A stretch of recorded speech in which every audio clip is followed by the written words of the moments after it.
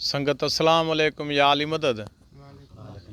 सजी संगत के बिस्मिल्लाहियूं जेके असांजो चैनल ॾिसनि था। दिल चवे थी त सुघड़ाइप भी तव्हांजे साम्हूं पेश कंदा हलूं।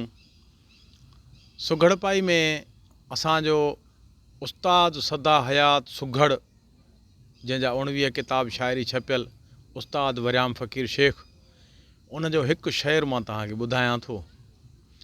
उस्ताद साईं जी मां उताक ते आयुमि। जॾहिं मां उताक ते आयुमि त ॾिठुमि त उस्ताद साईं रोए थो, अकेलो सुम्हियो पियो आहे। मां अची ऐं पेरनि ते पियो मांसि। पोइ उस्ताद साईं चयो त मां बा शेर लिखियो आहे, शेर ठाहियो अथमि, इहो घरों लिखी खणी अचां। उस्ताद साईं पने ते लिखी शेर खणी आयो। उहो शेर मां यादि करे छॾियो। तव्हांजी ख़िदमत में अॼु असां उहो शेर था यादि ॿुधायूं था तव्हांखे।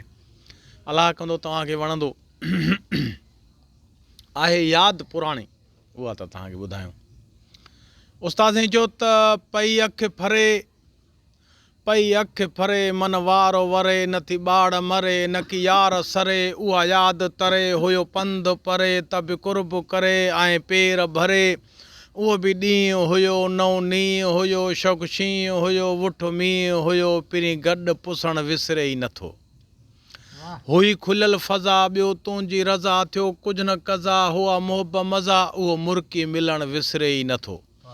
वाह वक़्तु हुयो केॾो कस्तु हुयो, पर सख़्तु हुयो न को पस्तु हुयो, उहो वक़्तु हुयो सीनो तख़्तु हुयो, मन मस्तु हुयो दिली दस्तु हुयो, अखियूं चार हुयूं लालाज़ार हुयूं, ढरियूं ढार हुयूं ॿाहूं हार हुयूं, कड़े क़ैद करण विसरे ई नथो।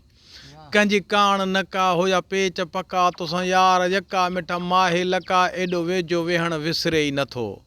वह यार वणी हुई अॼु अखि जी अणी, खिली नेण खणी वहीं धाड़ो हणी, थियुमि पेरनि पणी मुंहिंजे दिलि जा धणी, हुई घुर्ज घणी ॾेई कुर्ब कणी, छॾियूं सुरसाज़ करे रूह राज़ करे, नओं नाज़ करे अगमाज़ करे, एॾो प्यार ॾियण विसरे ई नथो। लब लाल मिठा खद खाल मिठा, गोरा गाल मिठा, तंद ताल मिठा, कन वाल मिठा, पाए माल मिठा, खुशहाल मिठा, रही शाल मिठा, रुख राबेल करे सुरमो तेल करे, मिसी मेल करे खासो खेल करे, खुश मोर खिलण विसरे ई नथो। रूमाल रेशम सांडियो सीने अथम, सोना यार सनम तुंहिंजे सिर जो कसम लाहे छलड़ो वञण विसरे ई नथो।